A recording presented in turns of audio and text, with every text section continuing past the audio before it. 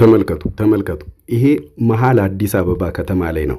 እንዴት ነው ወጣቶችን በእንደዚህ አይነት መልኩ አሳደህ አፍሰህ ወደ ስልጠና ካምፕ አስገብተህ ኢትዮጵያን ጠብቅ ወይ ደግሞ ስልጣኔን ጠብቅ ብለህ ብትል እነዚህ ወጣቶች እንዴት ነው ኢትዮጵያ የሚጠብቁት? ተመልከቱ ይሄ ቪዲዮ በመሃል አዲስ አበባ ከተማ ነው። ሚኒሻዎች ወጣቱን በእንደዚህ አይነት መልኩ እያሳደዱ እያፈሱ ነው የሚገኙት። ኢትዮጵያ ውስጥ አፈሳ ከምን ጊዜውም በላይ ተባብሶ የቀጠለበት ጊዜ ላይ ብንገኝም በስልጣን ላይ የሚገኙት እነ አብይ አህመድ ግን ስልጣናቸውን የሚጠበቅላቸው የወታደር በከፍተኛ ሁኔታ መመናመን ስላለ ወጣቱን በእንደዚህ አይነት መልኩ ከመሃል አዲስ አበባ ከተማ ሚኒሻ በእንደዚህ አይነት መልኩ ወጣቱን እያሳደደ እያፈሰ ይገኛል። ይሄ ወጣት ኢትዮጵያን ይጠብቃል ወይ ነው? ይሄ ወጣት የነ አብይን ስልጣን ያስጠብቃል ወይ ነው ጥያቄው። አድማጮቻችን እንግዲህ የብልጽግና ባለስልጣናት የሆኑት እነ አብይ አህመድና እነ ሽመልስ አብዲሳ ስልጣናችንን ልናጣ ነው እያሉ ይገኛሉ። በተለይም ደግሞ የፋኖ ኃይሎች በማንኛውም ሰዓት መሃል አዲስ አበባ ከተማ ሊገቡ ይችላሉ የሚል ስጋት በብልጽግና ሰዎች በኩልና በኦህዴድ ሹማምንት በኩል ስለመቀስቀሱ እየሰማን ነው የምንገኘው። እንግዲህ እነ አብይ አህመድም እነ አዳነች አበቤም እነ ዲያቆን ዳንኤል ክብረትም ቢሆኑ ከዚህ ቀደም ጽንፈኞችን አጠፋን፣ ነፍጠኞችን አጠፋን፣ የትኛውም ኃይል የትኛውም አካል ከኛ አቅም በላይ አይደለም በሚል በተደጋጋሚ ሲገልጹ መቆየታቸው የሚዘነጋ አይደለም። በተለይም ደግሞ ሽመልስ አብዲሳ በማን አለብኝነት አደባባይ ወጥተው በመደንፋት የትኛውም ኃይል አያሸንፈንም፣ አሸንፈናል፣ ከዚህ በኋላ እኛን መቋቋም የሚችል ኃይል የለም፣ ነፍጠኞችንም ቢሆን ነፍጣቸውን ቀምተን እኛ ታጥቀናል ሲሉ ይታወቃሉ። ታዲያ አሁን ላይ አቶ ሽመልስ አብዲሳ ምን ነክቷቸው ነው ስልጣናችንን ልናጣ ነው እያሉ የሚገኙት? አቶ ሽመልስ አብዲሳ በሚደንቅ ሁኔታ ማለት ነው ለኢትዮጵያ መበተንም የፋኖ ኃይሎች ተጠያቂ ናቸው ሲሉ ነው የተደመጡት። መቼም ከነ አቶ ሽመልስ አብዲሳ በላይ ኢትዮጵያን የሚበተን ባይኖርም አሁን ላይ ግን ሹመታቸውና ስልጣናቸው እየተነቃነቀባቸው የተጨነቁት እና አቶ ሽመልስ አብዲሳ አበቃልን አከተመልን እያሉ ይገኛሉ። የፋኖ ኃይሎች የትጥቅ ትግል ለነ አብይ አህመድ የማይላስ የማይቀመስ ረመጥ ሆኖባቸው ጭንቀት ውስጥ ገብተዋል። አቶ ሽመልስ አብዲሳ ፋኖ በማንኛውም ሰዓት መሃል አዲስ አበባ ከተማ ምኒልክ ቤተ መንግስት ሊገባ ይችላል ሲሉ በቀጥታ በአንድ ስብሰባ ላይ ሲናገሩ ተደምጠዋል። ከዚህ ቀደም አጠፋነው፣ ደመሰስነው፣ ነፍጡንም ቀምተን እኛ ታጠቅን ያሉትን የፋኖ ኃይሎች አሁን ላይ ግን ጽንፈኛው ቡድን በማንኛውም ሰዓት መሃል አዲስ አበባ ከተማ ሊገባ ይችላል፣ አይናችንን ገልጠን እንጠብቅ ሲሉ የተደመጡት አቶ ሽመልስ አብዲሳ ናቸው። የሰሞኑ የፋኖ ኃይሎች ከባድ ድሎች በተለይም ደግሞ ጽምዶ የሚለው አሰላለፍ ብልጽግናን እንቅልፍ መንሳቱንም እንዲሁ እየሰማን ነው የምንገኘው። እሺ ሰላም ወዳጆች እንደምን አላችሁ? እንግዲህ በድጋሚ በአዳዲስ ቪዲዮዎች ተመልሰናል። አቶ ሽመልስ አብዲሳን የማታውቋቸው የላችሁም። አቶ ሽመልስ አብዲሳ ከዚህ ቀደም የሚታወቁት ነፍጠኞችን አጠፋን፣ ጽንፈኞችን ነፍጣቸውን ቀምተን እኛ ታጠቅን በማለት አደባባይ በመውጣት ህዝብን እንደ ህዝብ በመሳደብ በማናለብኝነት ህዝብን ሲሳደቡ ህዝብን በንቀት ሲመለከቱ ነው አብዛኞቻችን የምናውቃቸው። ከዛም አልፎ ደግሞ የአማራ ህዝብ ላይ መጠነ ሰፊ ዘመቻ ሲያካሂዱ የቆዩ ሰው ናቸው። የኦሮሚያ ክልል ርዕሰ መስተዳድር የሆኑት አቶ ሽመልስ አብዲሳ አሁን ላይ ግን የፋኖ ኃይሎች የትጥቅ ትግል ተከትሎ ከፍተኛ ስጋት ውስጥና አጣብቂኝ ውስጥ መውደቃቸው እየተገለጸ ነው የሚገኘው። ወዳጆቻችን እንደዚህ ፊታችንን ሸፍነን ለመምጣት የተገደድንበት ምክንያት በኢትዮጵያ ውስጥ ተቀምጦ ሐሳብ አስተያየት መስጠት በጣም ከባድ ነው። በኢትዮጵያ ውስጥ አሁን ላይ አይደለም የፖለቲካ ሐሳብ አስተያየትን መስጠት የምበላው አጣሁኝ፣ ድህነትን መቋቋም አልቻልኩኝም፣ እባካችሁ የኑሮ ውድነትን ቀንሱልኝ ብሎ ማለት ፖለቲካ ነው።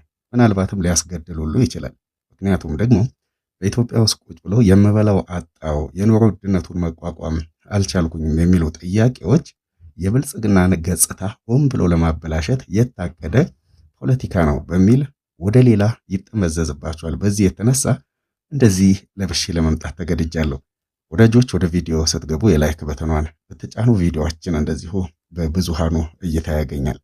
በቀጥታም ወደ አቶ ሽመልስ አብዲሳ እንለፍ።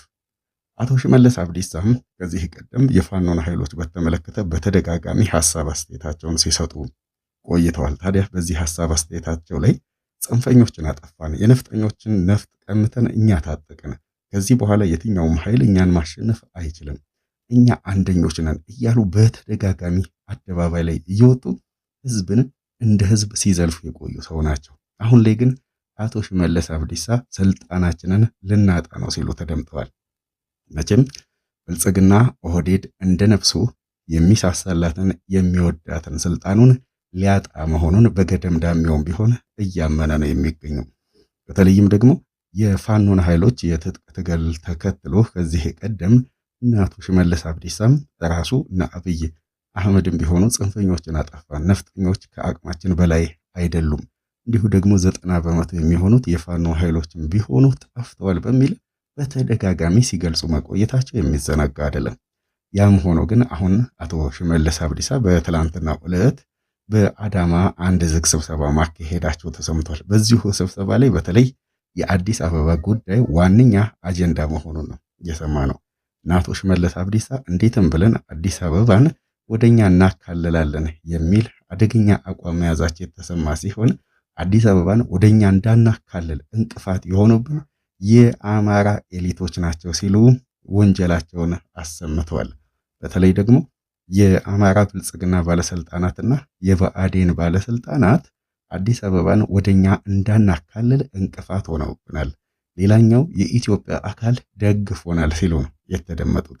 ታዲያ አቶ ሽመልስ አብዲሳ አክለው እንዳሉትም ከሆነ ይሄም የሚያመላክተው ሲሉ በአማራ ክልል ከተሞች ውስጥ በመከላከያ ሰራዊቱና በፋኖ ኃይሎች መካከል እየተካሄደ የሚገኘው ውጊያ በአሸናፊነት እንዳይጠናቀቅ ዋነኞቹ ተጠያቂዎችና ዋነኛው ምክንያትም መከላከያ ሰራዊቱ የፋኖን ኃይሎች ማጥፋት ተስኖት ሳይሆን ብልጽግና ውስጥና የአማራ ብልጽግና ውስጥና በአዴን ውስጥ የሚገኙ ባለስልጣናት በአጠቃላይ የጽንፈኛው ቡድን መረጃ አቀባይ ተላላኪዎች ናቸው ሲሉ ነው የተደመጡት። በተለይም ደግሞ በአዴን ውስጥ እንዲሁም በአማራ ክልል ከተሞች ውስጥ በስልጣን መዋቅር ውስጥ የሚገኙት በአጠቃላይ ጽንፈኞቹን ቡድኖች እየደገፉብን ነው፣ ከዚህ የተነሳ ጽንፈኞቹን ቡድኖች ማጥፋት አልቻልንም ሲሉ ነው የተደመጡት። ይህም የሚያመላክተው ጽንፈኛውን ቡድን ማጥፋት ከነበረብን ጊዜ ዘግይተናል ሲሉ የተደመጡት አቶ ሽመልስ አብዲሳ አሁን ላይ ግን ጽንፈኛው ቡድን ከመከላከያ ሰራዊቱ ያልተናነሰ ከባድ የጦር መሳሪያዎችን ታጥቆ ይገኛል፣ ከዛም አልፎ ደግሞ ከኢትዮጵያ ጥንተ ጠላቶች ጎን ተሰልፎ ከስልጣን ሊያስወግደን ነው ሲሉ ነው የተደመጡት። እንግዲህ አድማጮች ይሄ በጣም የሚደንቅ ነው። ምክንያቱም ደግሞ አቶ ሽመልስ አብዲሳ ኢትዮጵያን በመበተን የከሰሱት የፋኖን ኃይሎች ናቸው። የፋኖ ኃይሎች ከኢትዮጵያ ጥንተ ጠላቶች ጋር ከህወሓት ጋር ከሻቢያ ጋር ተሰልፈው ኢትዮጵያን ሊበትኑ ነው በሚል የተከሰሱት በአቶ ሽመልስ አብዲሳ ነው። አንዳንዴም የሚያስቅም ነው። ፋኖ ኢትዮጵያን በመበተን በኦህዴድ ሲከሰስ ማለት ነው። ኢትዮጵያን ለመበተን አቋም የያዙት ህዝብን እንደ ህዝብ እያባሉ የሚገኙት ኦህዴዶች ሆነው ሳለ አሁን ላይ ግን የፋኖ ኃይሎች በይፋ ከሻቢያ ጋርና እንዲሁ ከህወሓት ጋር እንዲሁ ከግብጽ ጋር ተቀናጅተው ከነዚህ ኃይሎችም የጦር መሳሪያዎችን እየተቀበሉ ከስልጣን ሊያስወግዱ ነው፣ ኢትዮጵያን ሊበትኑ ነው በሚል ሲከሱ እናዳምጣቸዋለን። ይሄ በጣም የሚያስቅ ነው የሚሆነው። ምክንያቱም ደግሞ የፋኖ ኃይሎች ወደ ትጥቅ ትግል የገቡበት ዋነኛ ምክንያት በግልጽ የሚታወቅ ነው። ፋኖ ለምን ወደ ትጥቅ ትግል ገባ የሚለውን አይደለም የኢትዮጵያ ህዝብ፣ የዓለም ህዝብ ጠንቅቆ የሚያውቀው ይመስለኛል። ምክንያቱም ደግሞ የፋኖ ኃይሎች ወደ ትጥቅ ትግል ከገቡባቸው ዋነኛ ምክንያቶች መካከል የአማራ ተወላጆች በተለይም ከአማራ ክልል ውጭ የሚገኙ የአማራ ተወላጆች በማንነታቸው ብቻ እየተሳደዱ እየተገደሉ በመሆኑ ይህንን ሀቅ መዋሸት ማድበስበስ አይቻልም እና በአጠቃላይ ከአማራ ክልል ውጭ የሚገኙ የአማራ ተወላጆች ማንነታቸው ላይ ባነጣጠረ መልኩ ዘመቻ ተካሂዶባቸዋል፣ አፈሳ ተካሂዶባቸዋል፣ ማፈናቀል ተካሂዶባቸዋል። በማንነታቸው ብቻ ግድያዎች፣ ጭፍጨፋዎች ተካሂደውባቸዋል። በዚህም የተነሳ ከዛም አልፎ ደግሞ ከህወሓት ጋር በተካሄደው ጦርነት ህወሓት የትጥቅ ትግል ካካሄደ በኋላ የጦር መሳሪያ ባልፈታበት ሁኔታ የወልቃይት የራያና የአላማጣን የመሳሰሉ የወሰን ጥያቄዎች በህገ መንግስቱ እልባት ባላገኙበት ሁኔታ የብልጽግናው አገዛዝ ፋኖን ትጥቅ ማስፈታት አለብኛል። ይሄም እንደ አንድ ዋነኛ ከወዝ ነው ማለት ነው። ምክንያቱም የፋኖ ኃይሎች የህልውና ስጋት አለብን፣ የህልውና ስጋት እያለብን እኛ ብቻችንን ትጥቅ መፍታታችን ፍጹም ትክክል አይደለም የሚል ጥያቄ ነነሱ። ይሄ በብልጽግና በኩል ህዝቡ አደባባይ ወጥቶ ፋኖ ትጥቅ መፍታት የለበትም፣ የአማራ ልዩ ኃይል ትጥቅ መፍታት የለበትም፣ ከዛም ባለፈ ደግሞ በሌሎች በኢትዮጵያ ክልሎች የአማራ ተወላጆች ላይ የሚፈጸም ሞት፣ ግድያ፣ ማንነት ላይ ያነጣጠረ ማፈናቀል፣ ማሳደድ በእምነቱ በተለይም ደግሞ የአማራ ብሔር በመሆኑ ብቻ የሚፈጸሙ ግድያዎች በአፋጣኝ ይቆሙልን የሚል ጥያቄ በህዝቡ በኩል ተጠይቋል። ህዝቡ አደባባይ ወጥቶ በሰላማዊ መንገድ እነዚህን ጥያቄዎች ጠይቋል። ያም ሆኖ ግን የፌዴራል መንግስቱ እነዚህን ህዝባዊ ጥያቄዎችን በአፋጣኝ ጥያቄዎቹ ፖለቲካዊ ናቸው፣ ችግሮቹም ፖለቲካዊ ናቸው። እነዚህን ጥያቄዎች በአፋጣኝ ትክክለኛ ፖለቲካዊ ምላሽ ከመስጠት ይልቅ ህዝቡን ወደ ማፈን፣ ህዝቡን ወደ ማስጨነቅ፣ ምንም አታመጡም ወደ ማለት እንዲሁ ደግሞ በጠመንጃ አፈሙዝ ነው እንለካካ በሚል ወደ ጦርነት ገባ። በዚህ የተነሳ በመላው የአማራ ክልል ከተሞች እየተካሄደ የሚገኘው ውጊያ ይኸው እስከዚህ ሰዓትም ተባብሶ ይገኛል። እንግዲህ ወዳጆች በአጠቃላይ ሀገሪቷ በከፍተኛ ሁኔታ በጦርነት እየታመሰች ያለበት ጊዜ ላይ ነው የምንገኘው። በተለይም ደግሞ ኢትዮጵያ በሁሉም አቅጣጫ ብሎ ማለት በሚቻልበት ደረጃ ከፍተኛ ጦርነትን እያስተናገደች ትገኛለች። እዚህም ደግሞ ጦርነት ተጠያቂው የፌዴራል መንግስቱ በሀገሪቷ ውስጥ እያካሄደ የሚገኘውን ውጊያ በአፋጣኝ እንዲያቆም በተደጋጋሚ እየተጠየቀ ይገኛል።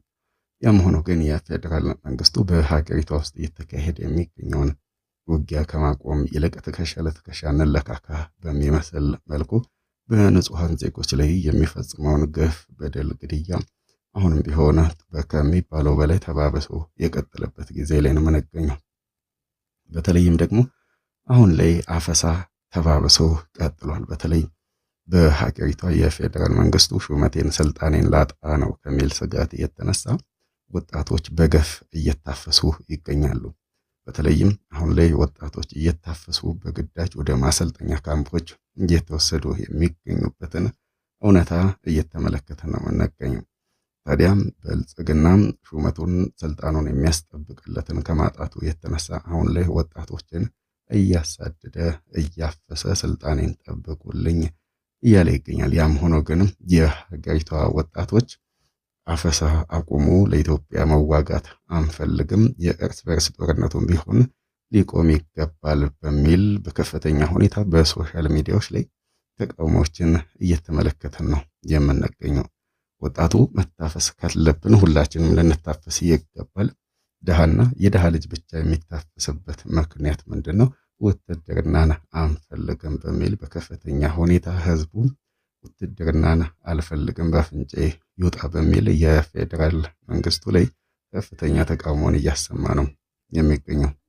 ያም ሆኖ ግን የፌዴራል መንግስቱ በከፍተኛ ሁኔታ ወታደሮቹ መዳከማቸውን ተከትሎ አፈሳውን አጣጥፎ ቀጥሎታል።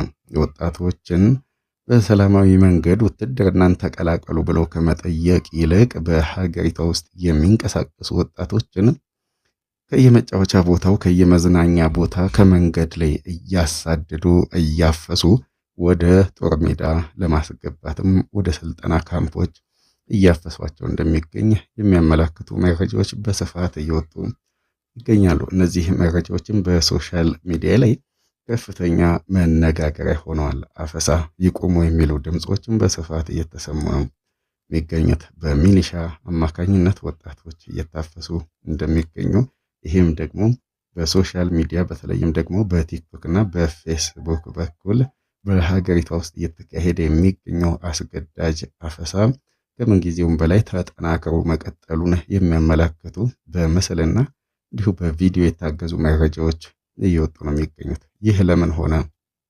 የሚል ጥያቄ ሊነሳ ይችላል። እንግዲህ ሁላችሁም እንደምታውቁት ብልጽግና ወደ ስልጣነ መንበሩ ከመጣ በኋላ ወይም የስልጣኑን ከተቆናጠጠ ጊዜ ጀምሮ ማለትም ለ8 ዓመታት ያክል መከላከያ ሰራዊቱ ያለ እረፍት እየተዋጋ እንደሚገኝ ሁላችንም እናውቃለን። ይሄ ያለ እረፍት እየተዋጋ የሚገኝ መከላከያ ሰራዊት ደግሞ አሁን ላይ ይበቃናል፣ እኛን ማሳደዱን አቁሙ በሚል በከፍተኛ ሁኔታ ጥያቄዎችን እያነሳ ይገኛል። እነዚህን ጥያቄዎች ለማድበስበስም ብልጽግና ወታደሩ ጦርነት በቃኝ ማለቱን ተከትሎ እንግዲህ አሁን ላይ ደግሞ አዲስ ስልት በመቀየስ ከጦርነት ውጭ የሚገኙ ወጣቶችን አፍሼ በድጋሚ አሰልጥኜ ስልጣነ መንበሬን አስቀጥላለሁ የሚል እቅድ ያለው አገዛዝ የቀድሞ ሰራዊቱ አልዋጋም ወይ ደግሞ ጦርነት ሰልችቶናል ወይም ደግሞ ስልቹ መሆናቸውንና እንዲሁ በተደጋጋሚ ከጦር ሜዳዎች ከአውደ ግንባሮች ከነሙሉ ትጥቆቻቸው እየሸሹ እየኮበለሉ መሆናቸውን ተከትሎ እንዲሁ ደግሞ ከነሙሉ ትጥቃቸው ለፋኖ ኃይሎች እጃቸውን እየሰጡ መሆናቸውን ተከትሎ በፌዴራል መንግስቱ በኩል ከፍተኛ የሰራዊት መመናመን አጋጥሞታል። በዚህም ከፍተኛ የሰራዊት መመናመን ያጋጠመው የፌዴራል መንግስት የተመናመነውን የሰራዊት ቁጥርም በድጋሚ ወጣቱን አፍሼ እሞላለሁ፣ ስልጣኔንም አስጠብቃለሁ የሚል እቅድ ያለው ይመስላል። ያም ሆኖ ግን ነገሮች እንደ ፌዴራል መንግስቱ ፍላጎት እየተሳካለትና እየሆነ ያለ አይመስልም። ምክንያቱም ወጣቱ በአጠቃላይ አይደለም በጦር መሳሪያ በቲማቲም መዋጋት አንፈልግም፣ ሀገራችን ኢትዮጵያ ምን አመቻችታልን ነው ለኢትዮጵያ የምንዋጋው፣ ለኢትዮጵያም ቢሆን መሞት አልፈልግም፣ ለምንድን ነው የምሞተው፣ እንደውም ለኢትዮጵያ መኖር ነው የምፈልገው የሚሉ ወጣቶች አደባባይ እየወጡ በይፋ ድምጻቸውን እያሰሙ ይገኛሉ። እንግዲህ ይሄ ነገር በአጠቃላይ በሀገሪቷ ውስጥ የሚገኙ ወጣቶች በሀገራቸው ላይ ተስፋ መቁረጣቸውን በተለይ ደግሞ በሀገሪቷ እየተካሄደ የሚገኘው የእርስ በርስ ጦርነትም በከፍተኛ ሁኔታ እንዳሰለቻቸው ተስፋ እንዳስቆረጣቸው የሚያመላክቱ ምልክቶች ናቸው በስፋት እየተመለከትን የምንገኘው። ያም ሆኖ ግን ብልጽግና ስልጣነ መንበሩን ለማስቀጠል ሲል አሁንም ቢሆን አፈሳውን አጧጡፎ ቀጥሏል። ወዳጆቻችን ሌላኛው ደግሞ የአዲስ አበባ ጉዳይ ነው። እንግዲህ የምክክር ኮሚሽን በሚል የኢትዮጵያን ጉዳይ የኢትዮጵያን አለመግባባቶች የኢትዮጵያን ችግሮች በአጠቃላይ እንፈታለን ብለው ያሉ የምክክር ኮሚሽን በሚል በአዲስ አበባ ከተማ የተሰበሰቡ አካላት አዲስ አበባ የኔ ነች፣ አዲስ አበባ የኔ ነች ሲባባሉ ቆይተዋል። የኢትዮጵያን ችግር እንፈታለን ብለው በአዲስ አበባ ከተማ ቢሰበሰቡም በተለይ የአዲስ አበባን የኢትዮጵያን ችግር እፈታለሁ ብሎ ያለው የኦህዴድ ኃይል አዲስ አበባ ከተማ የኦሮሚያ ክልል ውስጥ መካተት አለባት፣ አዲስ አበባ የኦሮሚያ ዋና መቀመጫ መሆን አለባት፣ አዲስ አበባ የኦሮሚያ አካል መሆን አለባት በሚል ውሳኔዎችን ለማሳለፍ ዝግጅታቸውን ማጠናቀቃቸውን እየሰማን እንገኛለን። በዚህም ደግሞ ከፍተኛ ብስጭት ውስጥ የገቡት የሌሎች ብሔር ብሔረሰቦች ሌሎች ክልሎች በአጠቃላይ በተለይ በአዲስ አበባ ጉዳይ አዲስ አበባ የሁላችንም ነች፣ አዲስ አበባን ጠቅልዬ ወስዳለሁ ብሎ የሚለው ፍጹም አያግባባንም፣ ፍጹም አያስኬደንም። በአዲስ አበባ ጉዳይ ያለን የሁላችንም አቋም ተመሳሳይ መሆን አለበት በሚል አዲስ አበባ ከተማ የፌዴራል መንግስቱ መቀመጫ እንድትሆንና ኦሮሚያ በአዲስ አበባ ላይ አንዳችም አይነት መብት የለውም የሚሉ ጥያቄዎች በስፋት ተነስተዋል። እነዚህ ጥያቄዎች በተለይ ደግሞ አዲስ አበባን መሰልቀጥ አለብን፣ አዲስ አበባ ከተማን መውሰድ አለብን ላሉ የኦሮሚያ ክልል ሹማምንትና ባለስልጣናት በከፍተኛ ሁኔታ አስደሳች እንዳልሆነ ሁላችንም እየተመለከትን እንገኛለን። ኦህዴድ ብልጽግና ደግሞ አገሪቷን በአጠቃላይ የሀገሪቷን ችግር እፈታለሁ ብሎ ካለ በኋላ አዲስ አበባን ለኔ ካልሰጣችሁኝ አንድ ላይ መቀጠል አንችልም ወደሚል አደገኛ አሰላለፍ መግባቱን ሁላችንም እየተመለከትን እንገኛለን። ይህ ጉዳይ በከፍተኛ ሁኔታ አሳሳቢ ነው የሚሆነው። ምክንያቱም እየተመለከታችሁ ከሆነ እንግዲህ አዲስ አበባ የሁላችንም ነች ብሎ የሚለው አካል ለኔ ካልሰጣችሁኝ ብሎ የሚል ከሆነ የማያባራ ሌላ ዳግም ጦርነት እንደሚቀሰቀስ በግልጽ ማሳያ ነው የሚሆነው።